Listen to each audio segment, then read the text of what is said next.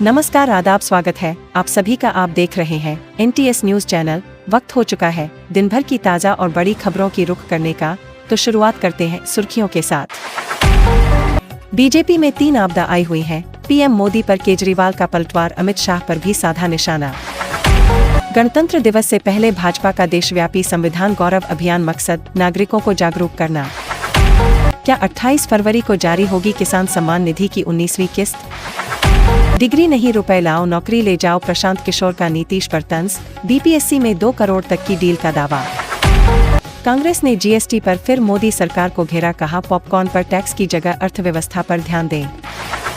मेरी टक्कर बीजेपी से मनीष सिसोदिया तीसरे नंबर पर होंगे, कांग्रेस प्रत्याशी फरहाद सूरी का दावा। जी हां दोस्तों, एक एक करके सभी खबरों की जानकारी विस्तार से देंगे, मगर उससे पहले आपसे छोटी सी रिक्वेस्ट करेंगे दोस्तों, अगर आपको भी लगता है देश में होने वाले तमाम चुनाव EVM से ना होकर के बैलेट पेपर पर होना चाहिए, अगर आप भी हमारी बात का समर्थन करते हैं तो आप इस वीडियो को लाइक करके चैनल को सब्सक्राइब करें, और फेसबुक पर देख रहे तो लाइक, फॉलो और वीडियो को ज्यादा से ज्यादा शेयर कीजिए। और आप किस राज्य, शहर से न्यूज को देख रहे, कमेंट में जरूर बताएं। दिल्ली में होने जा रहे विधानसभा चुनाव को लेकर राष्ट्रीय राजधानी का सियासी पारा हाई है।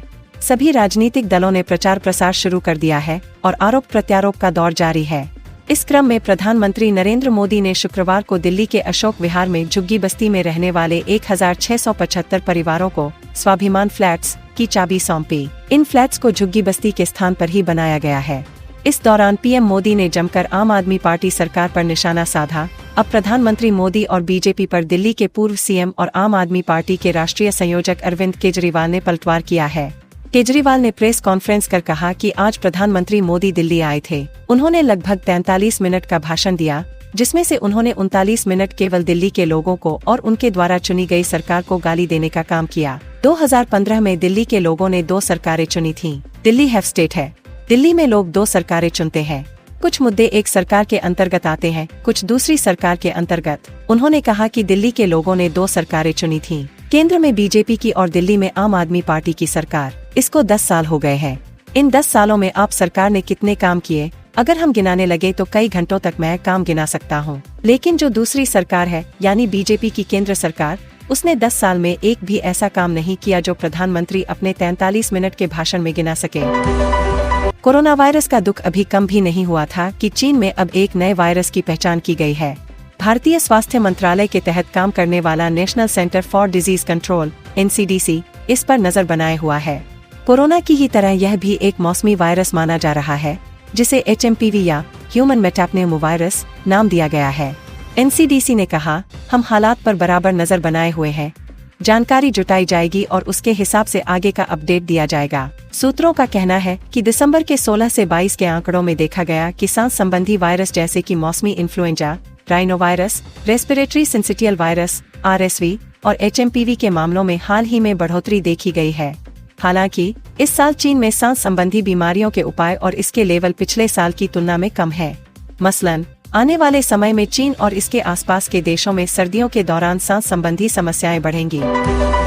महाराष्ट्र के बीड में सरपंच हत्या मामले को लेकर सत्ता पक्ष और विपक्ष में तनातनी जारी है। विपक्ष इस मामले में राकांपा नेता धनंजय मुंडे को कैबिनेट से हटाने की मांग कर रहा है।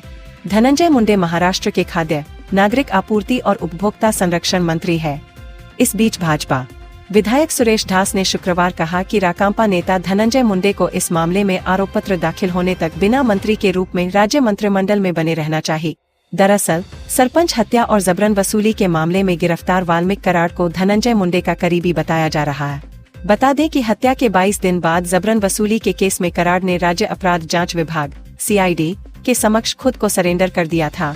राकांपा नेता धनंजय मुंडे ने गुरुवार को आश्वासन दिया कि इस मामले में एक मंत्री के तौर पर उनकी तरफ से कोई दबाव नहीं डाला जाएगा। एक प्रेस कॉन्फ्रेंस को संबोधित करते हुए भाजपा विधायक सुरेश ढास ने हत्या और जबरन वसूली मामलों की जांच कर रहे विशेष जांच दल SIT में कुछ सदस्यों को शामिल करने पर सवाल उठाया। भाजपा नेता ने कहा, एक सदस्य है जिसे आरोपी वाल्मीकि कराड़ ने गढ़चिरौली से स्थानांतरित किया था। कुछ लोगों का कराड़ के साथ संबंध है। मुझे वरिष्ठ अधिकारियों से कोई दिक्कत नहीं है, लेकिन जूनियर कर्मचारियों से मुझे दिक्कत है। मैंने मुख्यमंत्री को इसकी जानकारी दे दी है, वे इसकी समीक्षा करेंगे। दिल्ली के पूर्व उप मुख्यमंत्री मनीष सिसोदिया केवल अरविंद केजरीवाल के सबसे भरोसेमंद साथी ही नहीं है, वे उस दिल्ली मॉडल के सबसे अहम किरदार भी हैं, जिनके सहारे आम आदमी पार्टी अपनी राजनीति चलाती है। आम आदमी पार्टी उन्हें दिल्ली की शिक्षा क्रांति के हीरो के तौर पर पेश करती है, लेकिन इस बार उनकी जीत में बड़ा रोड़ा बनकर उभरे हैं। जंगपुरा विधानसभा सीट पर कांग्रेस के उम्मीदवार फरहाद सूरी दिल्ली के पूर्व मेयर भी रह चुके हैं और विकास कार्य करने के लिए अपने क्षेत्र में जाने जाते हैं। उनका स्वयं का मानना है कि उनकी टक्कर सिसोदिया से नहीं बल्कि भाजपा से हो। कांग्रेस की क्या संभावनाएं हैं, इसे लेकर हमारे संवाददाता ने फरहाद सूरी से विस्तृत बातचीत। प्रस्तुत है वार्ता के प्रमुख अंश। सबसे पहले तो आपको मैं यह बताना चाहता हूं कि मेरी टक्कर भाजपा से होने वाली है। मनीष सिसोदिया जी यहाँ पर लड़ाई में ही नहीं है, वे तीसरे नंबर की लड़ाई लड़ रहे हैं। उनकी जमानत भी जब्त हो जाए तो मुझे आश्चर्य नहीं होगा। आप जिसे दिल्ली के शिक्षा मॉडल का हीरो कह रही है, वे शिक्षा मंत्री रहने के साथ साथ दिल्ली के शराब मंत्री भी रहे हैं। उनके शिक्षा मॉडल का असर दिल्ली में कहीं दिखाई नहीं पड़ा, लेकिन उन्होंने दिल्ली की हर गली में शराब की दुकानें जरूर खुलवा दी और यह सबको दिखाई दे रहा है। भारतीय जनता पार्टी भाजपा 26 जनवरी यानी गणतंत्र दिवस से पहले संविधान के प्रति सम्मान और उसके मूल्य को बढ़ावा देने के लिए एक पखवाड़े तक चलने वाला अभियान शुरू करेगी। इस अभियान का उद्देश्य संविधान के निर्माता डॉ. भीमराव आम्बेडकर की भूमिका के बारे में जागरूकता फैलाना है। यह अभियान विपक्षी पार्टियों द्वारा भाजपा पर संविधान को कमजोर करने के आरोपों के बीच शुरू किया जा रहा है। पार्टी ने इसे संविधान गौरव अभियान का नाम दिया है, जो 11 जनवरी से शुरू होगा। आधिकारिक सूत्रों का कहना है कि संविधान गौरव अभियान का विशेष ध्यान उन जिलों पर केंद्रित होगा जहां अनुसूचित जातियों की संख्या अधिक है। भाजपा ने इस अभियान की अगुवाई के लिए अपने 3 राष्ट्रीय महासचिवों विनोद तावड़े, तरुण चुग और दुष्यंत कुमार गौतम को नियुक्त किया है। तावड़े को अभियान का संयोजक बनाया गया है। पार्टी पूरे देश में 50 से अधिक कार्यक्रमों का आयोजन करेगी और स्थानीय स्तर पर भी कई कार्यक्रम होंगे। इस अभियान के तहत पार्टी विशेष रूप से छात्रों तक पहुंचेगी और संविधान के मूल्यों को समझाएगी। पार्टी के नेताओं का कहना है कि अभियान में डॉ. आम्बेडकर के योगदान को भी प्रमुखता से उजागर किया जाएगा। मोदी सरकार ने हमारा संविधान हमारा स्वाभिमान के टैगलाइन के साथ संविधान की 75वीं वर्षगांठ के मौके पर एक अन्य अभियान भी शुरू किया है। भारत और मालदीव ने सीमा पार व्यापार के लिए स्थानीय मुद्राओं के उपयोग को बढ़ावा देने की रूपरेखा को अंतिम रूप दिया। केंद्रीय विदेश मंत्री एस जयशंकर ने आश्वासन दिया कि भारत हमेशा द्वीप राष्ट्र के साथ खड़ा रहेगा। राष्ट्रीय राजधानी नई दिल्ली में जयशंकर ने मालदीव के अपने समकक्ष अब्दुल्ला खलील से मुलाकात। बता दें कि मालदीव के विदेश मंत्री गुरुवार को 3 दिवसीय दौरे पर भारत पहुंचे। इस दौरे का लक्ष्य दोनों देशों के बीच समुद्री सुरक्षा, व्यापार और निवेश सहित कई प्रमुख क्षेत्रों में द्विपक्षीय संबंधों को मजबूत करने के तरीके तलाशना है। अपने समकक्ष का स्वागत करते हुए जयशंकर ने कहा, मैं आपकी पहली आधिकारिक यात्रा पर आपका और आपके प्रतिनिधिमंडल का स्वागत करता हूं। मैं नए साल की भी बधाई देता हूं और मैं यह कहना चाहूंगा कि आप मेरे पहले विजिटर हैं, इसलिए आपका दोगुना स्वागत है। उन्होंने आगे कहा, हमारे पास बात करने के लिए कुछ महत्वपूर्ण विषय है। इसके अलावा और भी बहुत कुछ है जो हमें करने की आवश्यकता है। मैं देख रहा हूं कि सीमा पार लेन देन के लिए स्थानीय मुद्राओं के उपयोग को बढ़ावा देने की रूपरेखा पर हस्ताक्षर किए गए हैं। कांग्रेस ने एक बार फिर केंद्र पर निशाना साध।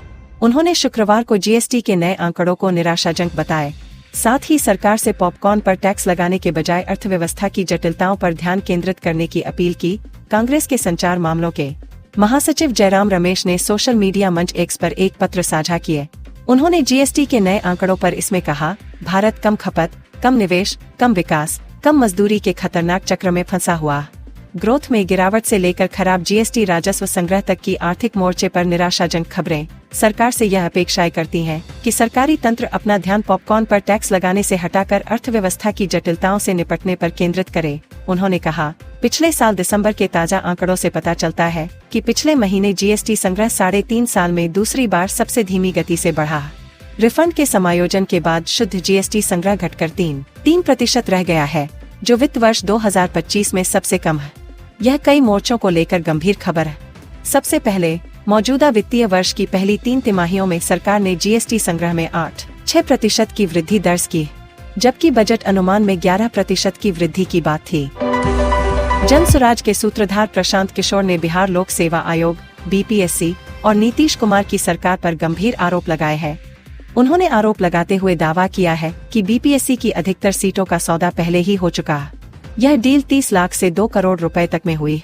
इसी वजह से आयोग परीक्षा रद्द करने या पुनः परीक्षा आयोजित करने से बच रहा है।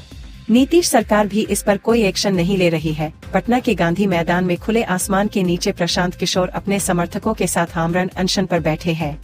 उन्होंने कहा कि छात्र और जन स्वराज के कार्यकर्ता लगातार उनके समर्थन में पहुंच रहे हैं। प्रशांत किशोर का आरोप है कि बीपीएससी के अधिकारी, दलाल और नेता मिलकर छात्रों के भविष्य के साथ खिलवाड़ कर रहे हैं। India Boolean and jewellers association India Boolean and jewellers association के मुताबिक गुरुवार की शाम को 24 कैरेट का शुद्ध सोना 77,079 रुपए प्रति 10 ग्राम था, जो आज शुक्रवार सुबह महंगा होकर 77,469 रुपए पहुँच गया है। इसी तरह शुद्धता के आधार पर सोना और चांदी की कीमत में उछाल आया है। सरकार किसानों को सालाना 6,000 रुपए की आर्थिक मदद देती है। ये राशि पीएम किसान सम्मान निधि योजना के तहत डीबीटी माध्यम से उनके खाते में ट्रांसफर की जाती है। पिछली किस्त यानी 18वीं किस्त अक्टूबर में जारी हुई थी। इस हिसाब से अगली किस्त यानी 19वीं किस्त का समय फरवरी में हो रहा है। इसलिए माना जा रहा है कि फरवरी महीने में 19वीं किस्त जारी हो सकती है। बता दें कि पिछली साल 16वीं किस्त 28 फरवरी को जारी हुई थी, इसलिए ये भी माना जा रहा है कि इसी तारीख को 19वीं किस्त भी जारी हो सकती है।